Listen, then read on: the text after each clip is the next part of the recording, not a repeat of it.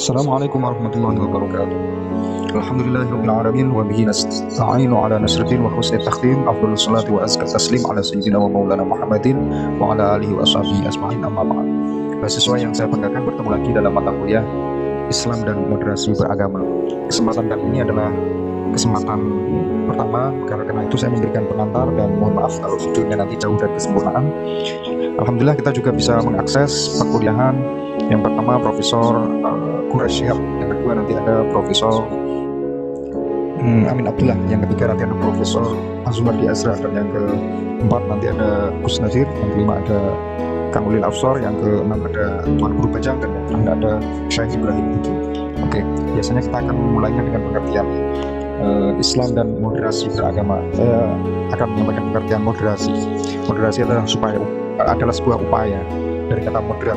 Moderat itu menurut Kamus Besar Bahasa Indonesia itu adalah sikap selalu menghindarkan perilaku atau pengungkapan yang ekstrim. Jadi ada dua yang dihindari, yaitu baik perilaku maupun ujaran, di mana perilaku itu ekstrim dan juga ujaran itu ekstrim. Itu maksudnya adalah sikap moderat, di mana ia menghindari perilaku dan ujaran ekstrim. Yang kedua adalah kecenderungannya ke arah dimensi atau jalan yang posisinya ada di tengah.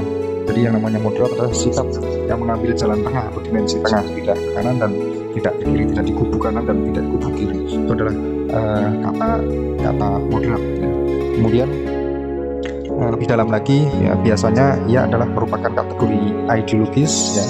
Jadi bersifat sangat ideologis. Kata-kata moderat itu bersifat ideologis. Ia mengungkapkan sebuah penolakan terhadap pandangan yang radikal atau yang ekstrim, khususnya dalam bidang politik dan agama. Jadi lebih dalam lagi, ekstrim itu tadi sudah dikatakan menghindari ekstremisme, ya, atau sikap perilaku yang ekstrim, kemudian memilih jalan yang tengah. Kemudian di sini disampaikan bahwa dalam bidang politik dan agama. Selanjutnya bahwa moderat itu adalah orang yang menduduki posisi mainstream, ya.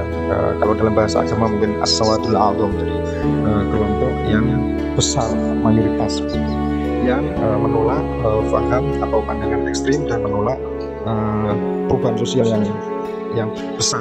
Fiqhi wa ahlul hadithi wa ahlul tasawufi hum ahlus sunnati wal jamaah. Ahlul fiqhi بمذاهبهم المعتبرة، أهل الحديث بمدارسهم المختلفة، أهل السلوك والتزكية بمدارسهم المختلفة هم أهل السنة والجماعة. Jadi yang namanya moderat itu dia tidak mau pandangan ekstrim dan tidak mau perubahan sosial yang besar. Perubahannya harus gradual, step by step, maka dimulai. Tadi kita sudah sampaikan bahwa ada dua, yaitu moderasi politik dan yang kedua moderasi beragama. Oke, moderasi politik itu adalah para pemilih yang mendeskripsikan diri mereka sebagai sentris atau pusat, yang seringkali berarti bahwa mereka moderat dalam pandangan politik mereka. Jadi orang yang berada di pusat, ya tentunya yang menang dalam politik, seringkali bersifat mendiskusikan diri sebagai moderat dalam pandangan politik mereka. Tidak menganjurkan politik sayap kiri yang ekstrim dan juga tidak menganjurkan politik sayap kanan yang ekstrim pula. Kemudian yang kedua dalam bidang agama, apa itu yang dimaksud moderasi beragama? Nah, yang dimaksud moderasi beragama adalah menentang liberalisme atau konservatisme, menentang pandangan ekstrim dari ekstremisme Islam dan fundamentalisme Islam. Jadi, kita sudah sampaikan tadi bahwa ada yang ditolak dalam hal moderasi beragama, yaitu liberalisme, paham yang liberal, tapi di kubu yang lain juga ditolak, yaitu pandangan konservatif. Jadi sengaja berada di tengah antara liberal dan konservatif. Dia tidak mau liberal dan juga tidak mau konservatif atau fundamental. Di dalam Islam itu ada term yang berarti moderat, yang berarti moderatisme. Yang pertama adalah dalam surah Al-Baqarah ayat 143. A'udzubillahi minasyaitonir rajim. Wa kadzalika ja'alnakum ummatan wasatan litakunu syuhada'a 'alan nas. Dan begitu juga kami menjadikan kalian, yaitu umat Nabi Muhammad, sebagai umat yang tengah, litakunu syuhada'a, supaya engkau sekalian berfungsi sebagai saksi di antara umat-umat yang lain.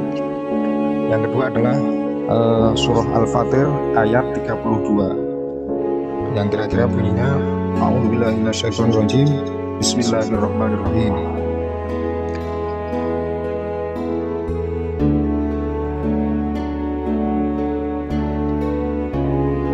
Tsumma awrafnal kitabal ladzina astafaina min ibadina. Kemudian kami wariskan kitab ini kepada orang-orang yang kami pilih dari hamba kami. Faminhum dzalimun linafsihi, maka di antara mereka ada yang zalim terhadap dirinya. Wa minhum muqtasid. Kata muqtasid itu adalah term moderatisme, yaitu di antara mereka ada yang tengah-tengah. Wa minhum sabiqun bil khairat, dan di antara mereka juga ada orang yang saling berlomba-lomba dalam kebaikan biiznillah, dengan izin Allah. Dzalika huwal fadlul kabir. Mereka itu adalah keutamaan yang sangat besar. Ini kita bisa diskusikan ayat-ayat. Ketika berbicara tentang moderatisme, itu ada isu-isu yang kira-kira dapat dipetakan menjadi 5 ya. Nanti kita akan mengikuti kuliah Gus Nadir sebentar. Karena itu saya usulkan ada 5 hal penting yang sekarang menjadi topik Islam moderat di Indonesia itu seperti apa. Kita harus bicara konkret 5 topik. Yang pertama adalah relasi Islam dan negara. Ini di mana moderatisme Islam itu berada. Tadi Prof. MD sudah memberikan kisi-kisi kepada kita masalah posisi Islam dan negara. Yang kita anggap masalah Islam dan negara itu sudah selesai ya dengan diterimanya asas tunggal, NKRI harga mati gitu. Ternyata belakangan ini digugat kembali posisi Islam dan negara. Yang kedua, relasi Islam dan non-Muslim. Yang kita anggap sudah selesai, ternyata gara-gara Pilkada DKI kemarin belum selesai juga ternyata persoalan ini. Relasi Islam dan non-Muslim ini seperti apa? Yang ketiga, relasi Islam dan budaya. Kita pikir sudah selesai topik ini. Ternyata begitu dimunculkan oleh PBNU mengenai Islam Nusantara, banyak yang keberatan dan kebakaran jenggot. Itu artinya masalah Islam dan budaya juga belum selesai meletakkan moderatismenya kita. Yang keempat, Islam dan ketimpangan sosial. Tadi Prof. Mahfud bicara ketidakadilan sosial. Pak Kiai Hasyim Muzadi mengatakan misalnya, ya memang kita mayoritas Nadir 80%, tapi resources ekonomi dikuasai justru oleh yang 20%. Ini ketimpangan sosial, ketidakadilan. Karena itu melihat misalnya yang 7 juta, kalau betul 7 juta ke Monas itu kan nggak bisa hanya semata-mata bahwa mereka nggak suka Ahok. Nah, ya kan begitu, seperti kata Prof. Mahfud. Berarti bagaimana meletakkan Islam dan ketimpangan sosial ini dari sudut moderatisme. Terakhir, relasi Islam dan pemikiran. Itu tadi saya bilang, jangan sebentar kemudian dibilang liberal, kemudian apa. Batasannya bagaimana sih? Yang pertama adalah isu relasi Islam dan negara. Di dalam Islam yang moderat itu ada sikap khusus dalam bidang isu relasi Islam dan negara. Sikapnya adalah menerima keberadaan negara nasional demokratis konstitusional. Yang pertama, negara bangsa modern adalah negara demokratis konstitusional. Selainnya tidak negara modern. Moderasi itu sebetulnya sangat terlihat dalam umat Islam. Misalnya moderasi itu umat Islam Indonesia, para pemimpinnya, ulama, kiai, ustadz ya, itu bisa menerima Indonesia tidak berdasarkan Islam dan Indonesia tidak menjadi negara Islam, dan bersedia menerima Indonesia berdasarkan Pancasila. Itu tidak mungkin terwujud kalau nggak ada moderasi dari umat Islam. Nggak mungkin. Juga terlihat di dalam berbagai lapangan kehidupan ya, di mana para pemimpin ataupun kalangan non-Muslim itu bisa menjadi pejabat publik ya. Bisa jadi menteri, bisa jadi apa saja, gubernur, bupati, dan wali kota gitu. Tidak ada halangan. Tidak ada di dalam konstitusi kita misalnya presiden dan wakil presiden itu harus Muslim, kan nggak. yang kedua adalah menolak negara agama. Tidak ada negara agama teokratis dalam Islam, tidak ada. Praktek piagam Madinah dulu itu adalah bukan negara agama. Hadiyatul Islam yang disumbangkan NU pertama adalah, ini bagi saya penting, yaitu menerima keberadaan negara nasional. Kemudian yang kedua adalah relasi Islam dan non-Muslim. Ini misalnya adalah mengucapkan selamat kepada golongan agama lain, atau salam dan lain sebagainya. Mengucapkan salam kepada non-muslim oleh orang muslim adalah kebajikan utama. Yang lebih ekstrim lagi adalah bom bunuh diri. Jadi sikap moderat Islam itu menolak bom bunuh diri. Yang ketiga ada relasi Islam dan budaya. Islam dan budaya itu ada hubungannya. Biasanya Islam dipandang sebagai sesuatu yang normatif, yang bersifat bersifat tekstual gitu. Kemudian ia harus bergumul dengan budaya yang bersifat historis dan yang bersifat kontekstual. Karena itu biasanya muncul relasi di mana relasi itu memunculkan sebuah Islam, misalnya Islam Nusantara dan ada Islam Saluri, ada Islam Kafah begitu. Itu adalah relasi Islam dan budaya. Kemudian yang keempat adalah relasi Islam dan ketimpangan sosial. Bagaimana Islam memandang ketimpangan sosial. Begitu, apalagi misalnya di Indonesia ini penduduk mayoritas Muslim, sementara kemiskinan ada di umat Islam. Ini bagaimana relasinya, hubungannya antara keislaman warga negara dan juga kemiskinan warga negara yang sama. Biasanya harus didudukkan dalam relasi yang pas, itu menurut paham moderatisme. Yang terakhir adalah relasi Islam dan pemikiran. Selanjutnya kita sampai pada ciri-ciri ya. Jadi ada ciri-ciri di mana kita ini bisa dianggap sebagai moderat dalam hal beragama. Yang pertama adalah sikap terbuka, atau dalam istilah yang disebut oleh Gus Ulil itu profiliyah. Oke, kekuasaan itu punya peran juga untuk mendorong atau mendukung suatu ideologi atau paham keagamaan itu menjadi dominan di sebuah tempat. Tapi saya tidak melihat penjelasan ini memadai.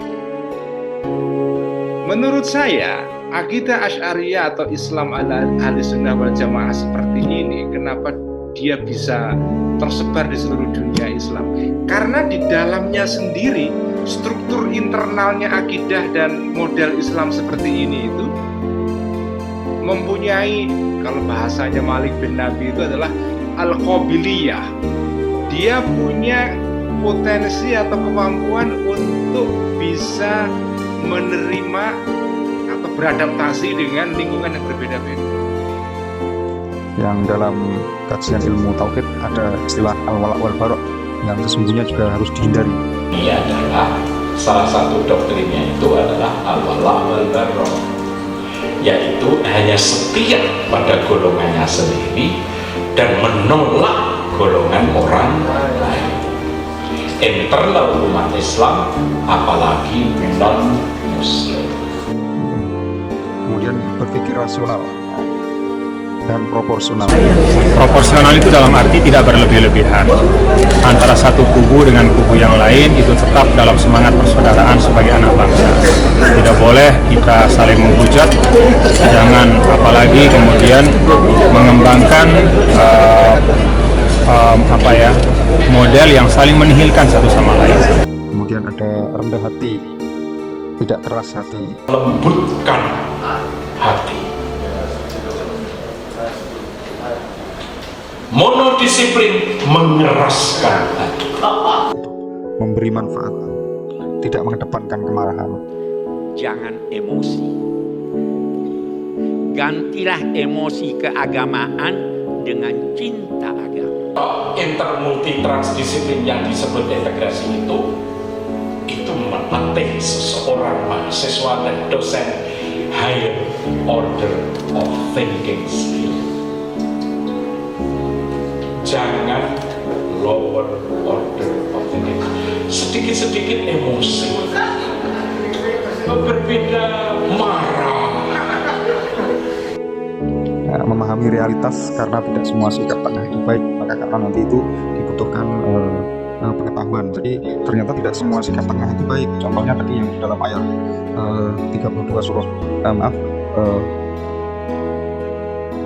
ayat 32 surah Fatir itu disampaikan di situ bahwa ada di antara manusia yang zalim pada dirinya. Yang pertama yang kedua ada yang bersikap tengah-tengah, dan yang ketiga ada yang sabiqun bil khairat. Jadi dia saling berlomba-lomba dalam kebaikan dengan izin Allah. Nah, tentunya mana yang lebih baik ya? Karena yang kategori yang ketiga yang sabiqun bil khairat. Tidak selalu yang di tengah itu yang terbaik. Selanjutnya adalah memahami fikih prioritas. Jadi dalam banyak kesempatan kasus dan fakta-fakta dan problem-problem yang hidup di masyarakat itu ternyata banyak sekali, dan semuanya harus menuntut kita untuk memberikan jawaban dan kontribusi baik pemikiran maupun aksi gitu. Tetapi di antara yang problem-problem itu tentu ada problem yang cukup mendesak, dan kemudian terpaksa harus mengabaikan problem lain untuk segera diselesaikan gitu. Karena itu memahami fikih prioritas itu penting. Misalnya menjawab problem sosial semuanya dijawab dengan baik, tetapi kebaikan itu kadang harus mengalahkan kebaikan lain, di mana juga merupakan ideal moral, tapi karena harus ada prioritas maka harus diprioritaskan sesuatu yang menurut kita itu lebih mendesak untuk diselesaikan, meskipun harus mengabaikan atau meskipun harus menghilangkan kebaikan lain. Yang kemudian adalah memberikan kemudahan kepada orang lain dalam hal beragama. Nanti kita bagi menjadi dua ya, spiritualitas yang sama. Jadi agama-agama lain itu sama-sama mempunyai spiritualitas, meskipun bentuknya beda dan tujuannya mungkin beda, tapi spiritualitasnya itu sama. We have a religion, everyone have a religion, dan kadang galak-galak di dalam beragama. Tetapi no spirituality. Spirituality unite us, tapi religions divide us. Kemudian yang kedua adalah dialog antar agama. Yang selanjutnya adalah memahami teks keagamaan secara komprehensif. Jadi selamat tinggal bagi linearitas, selamat tinggal bagi pemikiran yang stagnan. Maka kita harus menyedarkan istihad, mereproduksi pemahaman kita terhadap agama yang sama sekali berhadapan dengan realitas masyarakat yang baru, yang kemudian terkenal dengan istilah tasdid al-khitab ad-dini. Itulah Gus Dur yang membuka pintu tasdidul khitab ad-dini. Warisan penting Gus Dur di dalam tasdidul khitab ad-dini ini adalah dialog antar agama. Dan yang kedua adalah harus ada pendekatan yang tidak monodisiplin, yaitu perlu nanti integrasi terkait dengan integrasi. Sementara saya agak yakin bahwa moderasi itu hanya bisa diantarkan dengan integrasi. Yang terakhir adalah bersikap toleran, memahami orang lain, atau tempo seliro atau legowo begitu. Dan jangan dalam hati ya, kalau tadi terhadap umat eksternal umat Islam itu ada dialog, ada pemahaman spiritualitas yang sama, tapi terhadap internal umat Islam sendiri ya, meskipun agamanya sama, spiritualitasnya sama, golongannya sama, jangan sampai di dalam hati kita itu ada karohiyatul muir, apa itu, benci terhadap yang lain atau tidak mau terhadap yang lain yang berbeda. Siapa sih pendakwah yang tidak pernah bilang rahmatan lil alamin? Mana pendakwah yang tidak pernah bilang rahmatan lil alamin? Tetapi nyatanya juga ketika melihat orang lain yang berbeda, maka di situ ada karohiyatul khair. Oke, yang terakhir adalah kritik terhadap istilah moderat ya. Memang kita sadari bahwa akhir-akhir ini begitu gencarnya upaya untuk mainstreaming itu mengarus utamakan istilah moderat.